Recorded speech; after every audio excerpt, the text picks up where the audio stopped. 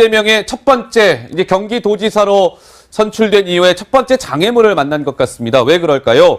이재명 경기도지사의 셋째 형이 이재선 씨라고 있는데요. 지금 이제 고인이 됐습니다. 이재선 씨 측에서는 이재명 경기지사를 향해서 그동안 이렇게 주장을 해왔죠.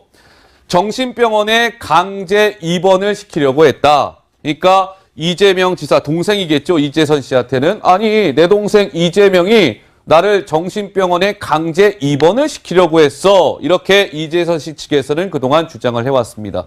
이번 이 문제와 관련해서 이게 사실 뭐 어제 이렇게 불거진 일이 아니거든요. 벌써 수년째 계속 반복돼 오던 그 문제가 안 기자 또 수면 위로 좀 드러난 모양새네요.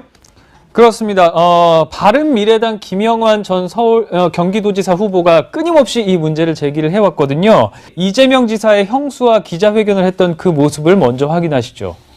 2012년 6월 7일 날 동서인 김혜경이가 저희 딸한테 전화를 해서 야, 내가 여태까지 니네 아빠 강제 입원시키는 거 말렸는데 니네 작은 아빠 하는 거 너 때문인지 알았어? 하면서 강제 입원 소리를 하게 된 거예요. 김혜경이 입에서. 자, 요약을 하자면 이재명 지사의 부인인 김혜경 씨가 스스로 정신병원 입원에 대한 이야기를 했고 또 김영환 전 후보의 이야기는 대면 진료가 없는데 어떻게 정신병원에 입원을 시킬 수가 있느냐 이런 얘기인데요. 예. 여보세요? 여보세요? 네, 나다 작은 엄마 지영아. 네, 자느라고 못 받은 거니? 네, 저 지금 자고 네, 있는데. 전화 좀 받아라. 미안하지만 아침에 일찍. 작은 엄마가 네가 보낸 문자 봤거든? 네, 작은 엄마가 무슨 허위 사실을 유포했다고 그러니? 지금 이 아침부터 이렇게 연락하시는 건 뭐예요? 아줌마가 시간이 없어서 그래. 그럼 네가 보낸 문자는 청소하는 아줌마한테도 그따위 문자 안 보내겠더라. 길거리 청소하는 아줌마한테도. 네가 집안 어른을 어떻게 받길래 성우나 너나 집안의 노숙자 부부한테도 그렇게 할 수 없는 문자와 전화 매너를 가지고 있니? 그래 내가 얘기했지.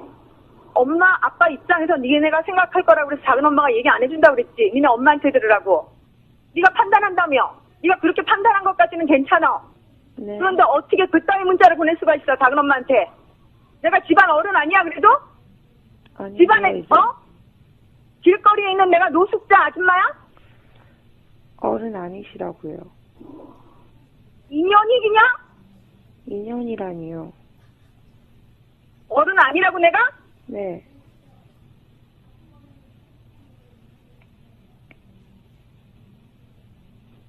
야 다시 말해봐 너. 어른 아니시라고요. 그래? 네, 좋아. 내가 여태까지 니네 아빠 강제 입원 내가 말렸거든? 니네 작은 아빠 하는 거? 너 때문인 줄 알아라? 뭐 하시는 알았어? 거예요, 정말? 협박하시는 거예요? 허위사실 유포했다며. 허위사실 아닌 거 내가 보여줄게. 근데 일전에 그러면 지금 정신병원에 가두려고 했다라고 주장하고 있는 이재선 씨 쪽에서는요. 실제 이재선 씨가 고인이 됐다고 말씀드렸는데 그때도 뭔가 이렇게 좀 소란 비슷한 게 좀 있었다는데 그건 무슨 일이었습니까? 확실히 둘 사이가 좋지는 않았습니다. 지난해 11월에 예. 이재선 씨가 별세를 했습니다. 예. 당시 아주대학병원 장례식장에 빈소가 마련이 됐는데 이재명 지사가 여기에 방문을 했는데 문전박대를 당한 겁니다. 아, 그래요? 네, 문전박대를 당한 거죠. 부소장님, 근데 지금 이제 어쨌든 수사가 시작이 됐잖아요. 근데 이재명 지사는 살아있는 권력이라는 거죠. 제대로 수사가 될까요? 경기지사가 사정권을 가지고 있지는 않죠. 예. 그러니까 살아있는 권력이라고 하기는 좀 무리가 있고, 사실, 더 큰 권력의 용인이 있다라고 하면은 경기지사 권력이 수사를 충분히 받을 수 있다. 게다가 경찰은 어떻게 보면 권력 지형에 굉장히 민감한 조직이기 때문에 지금 이렇게 급격하게 압수수색에 들어간 거 보면은 네. 일정 정도 그런 것들이 반영된 거 아닌가라는 생각이 듭니다. 예. 알겠습니다. 자, 이 친형 강제 입원과 관련해서 경찰이 어제 압수수색을 했다고 하니까요. 경찰 조사 결과가 어떻게 나오게 될지 저희가 좀 주목해서 봐야 될 것 같습니다. 정신병원 강제 입원과 관련된 직권남용 문제라고 생각합니다. 이 문제가 작은 문제가 아니라고 생각합니다. 제가 오늘 보니까 2013년도에 제가 정신보건법을 김성주 의원 대표 발의로 발의한 적도 있는 그런 내용이고 제가 의사입니다. 헌법재판소는 제가 여기 찾아왔습니다마는 이렇게 되어 있습니다. 지금 현재 정신보건법이 보호자 2명과 정신건강의학과 전문의 1인의 의견만으로 보호 입원이 가능하다는 규정은 신체의 자유를 침해하며 헌법에 위배된다. 그럴 정도로 이것이 인권 침해의 소지가 있는 중대한 일인데 이것을 본인의 동의 없이, 배우자의 동의 없이, 가족의 동의 없이 이것을 진행했고 여기에 공무원들이 개입된 의혹이 있고 의사들이 이것이 어떻게 해서 이런 일을 하게 됐는가 하는 것을 밝히는 일은 대단히 중요한 일이라고 생각합니다. 그래서 우선 제가 의사로서 납득이 되지 않는 것은 환자를 대면하지도 않고 진료하지도 않고 문진하지도 않고 어떻게 소견서를 발급하게 됐는가. 더군다나 서울대학교 분당병원 정신과 여기 의사 이름과 이걸 가져왔습니다만은 또 차병원 정신과 분당에 소재되어 있는 이 의사들이 어떻게 환자를 대면하고 문진하고 진료하지 않고 이런 것을 중대한 인권 침해의 소지가 있는 이 부분을 제출하게 됐는가.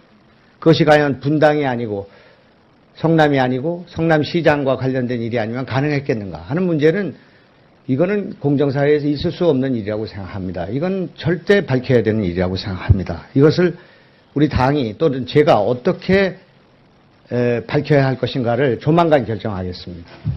두 번째, 직위를 이용해서 누구를 강제로 입원하게 한 그런 것을 공무원들이 개입됐다면 이거는 굉장히 중대한 문제이고 또 시장으로서의 교사의 문제이기 때문에 이것은 굉장히 중요한 문제라고 저는 생각합니다.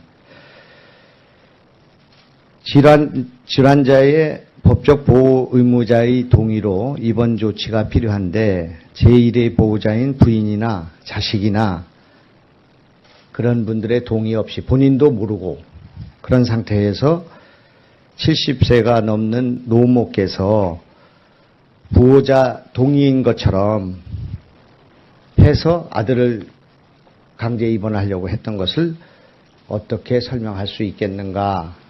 이재명 후보가 답변해야 될 문제라고 생각합니다. 그래서 오늘 그 자세한 그 성명은 제가 지금 배포해드린 그 내용에 있기 때문에 조금 이따 더 필요한 부분은 제가 드리겠습니다. 혹시 어떨지 몰라서 그 공무원 7명, 8명의 진술서 또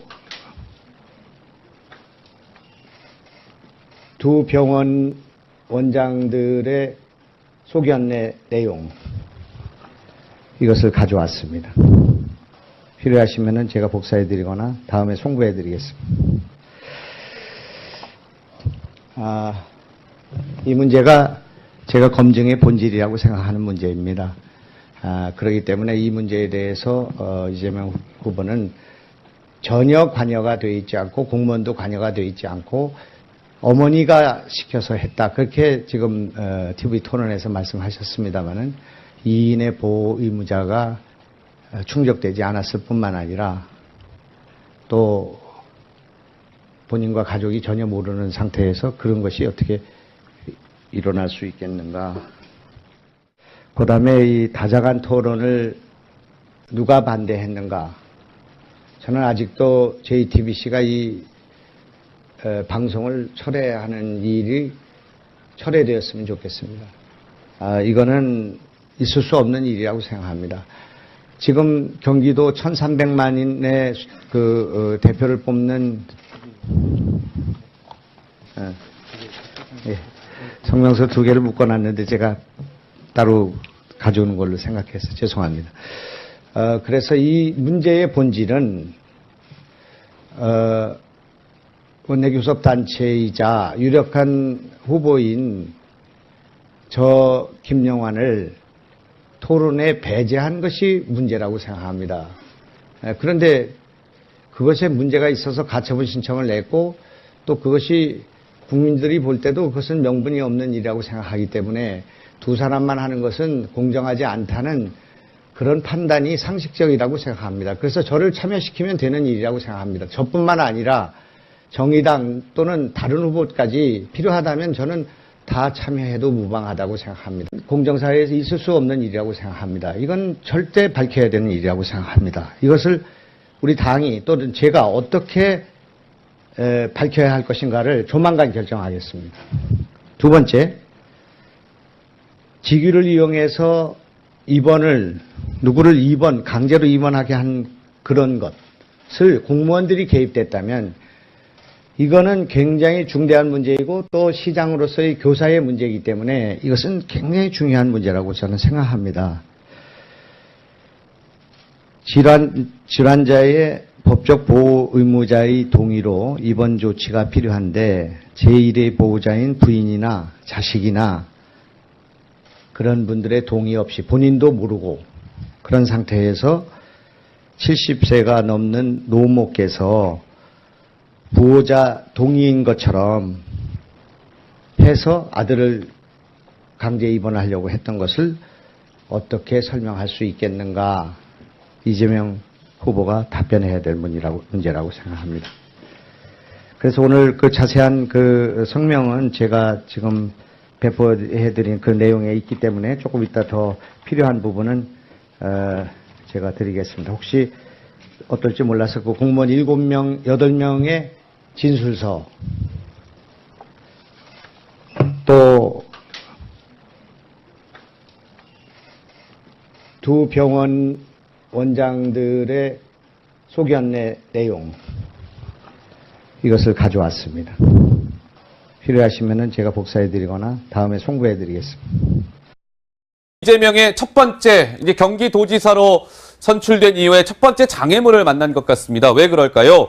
이재명 경기도지사의 세 번째 형, 셋째 형이 이재선 씨라고 있는데요. 지금 이제 고인이 됐습니다. 이재선 씨 측에서는 이재명 경기지사를 향해서 그동안 이렇게 주장을 해왔죠. 정신병원에 강제 입원을 시키려고 했다. 그러니까 이재명 지사 동생이겠죠. 이재선 씨한테는. 아니, 내 동생 이재명이 나를 정신병원에 강제 입원을 시키려고 했어. 이렇게 이재선 씨 측에서는 그동안 주장을 해왔습니다.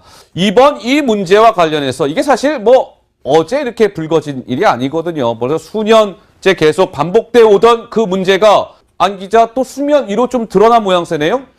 그렇습니다. 바른미래당 김영환 전 경기도지사 후보가 끊임없이 이 문제를 제기를 해왔거든요. 이재명 지사의 형수와 기자회견을 했던 그 모습을 먼저 확인하시죠.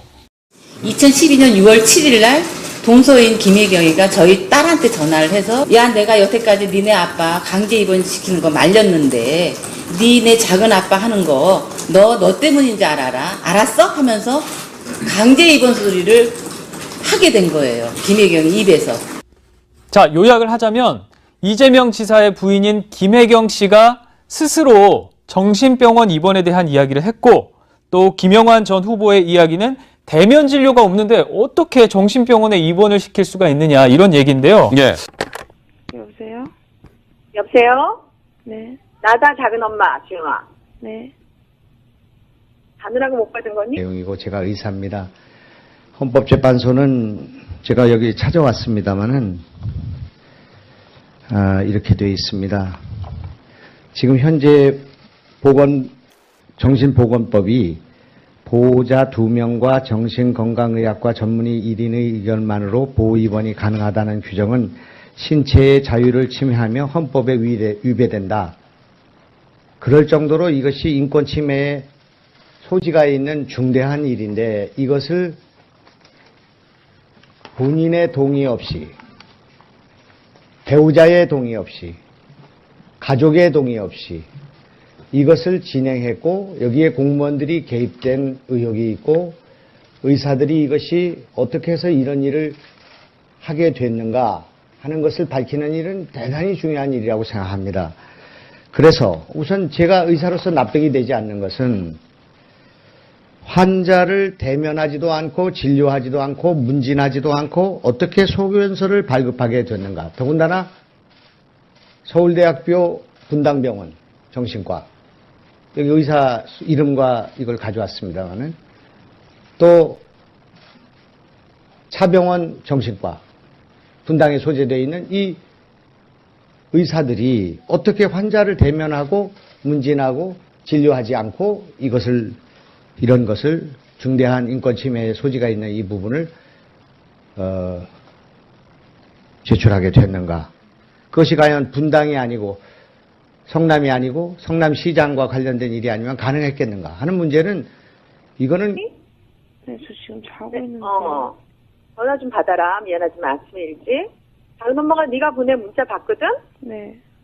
작은 엄마가 무슨 허위 사실을 유포했다고 그러니? 지금 이 아침부터 이렇게 연락하시는 건 뭐예요? 아줌마가 시간이 없어서 그래. 그럼 네가 보낸 문자는 청소하는 아줌마한테도 그따위 문자 안 보내겠더라. 길거리 청소하는 아줌마한테도. 네가 집안 어른을 어떻게 봤길래 성우나 너나 집안의 노숙자 부부한테도 그렇게 할 수 없는 문자와 전화 매너를 가지고 있니? 그래, 내가 얘기했지. 엄마, 아빠 입장에서 니네가 생각할 거라고 그래서 작은 엄마가 얘기 안 해준다고 그랬지. 니네 엄마한테 들으라고. 네가 판단한다며. 네가 그렇게 판단한 것까지는 괜찮아. 네. 그런데 어떻게 그따위 문자를 보낼 수가 있어, 작은 엄마한테. 내가 집안 어른 아니야, 그래도? 아니요, 집안에, 이제 길거리에 있는 내가 노숙자 아줌마야? 어른 아니시라고요. 2년이기냐?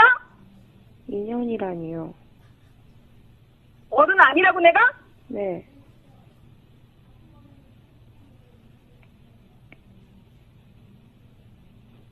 야, 다시 말해봐, 너. 어른 아니시라고요. 그래? 네. 좋아. 내가 여태까지 니네 아빠 강제 입원 내가 말렸거든? 니네 작은 아빠 하는 거? 너 때문인 줄 알아라? 뭐 하시는 알았어? 거예요, 정말? 협박하시는 거예요? 허위사실 유포일 때문에 허위사실 아닌 거 내가 보여줄게. 근데 일전에 그러면 지금 정신병원에 가두려고 했다라고 주장하고 있는 이재선 씨 쪽에서는요. 실제 이제 이재선 씨가 고인이 됐다고 말씀드렸는데 그때도 뭔가 이렇게 좀 소란 비슷한 게 좀 있었다는데 그건 무슨 일이었습니까?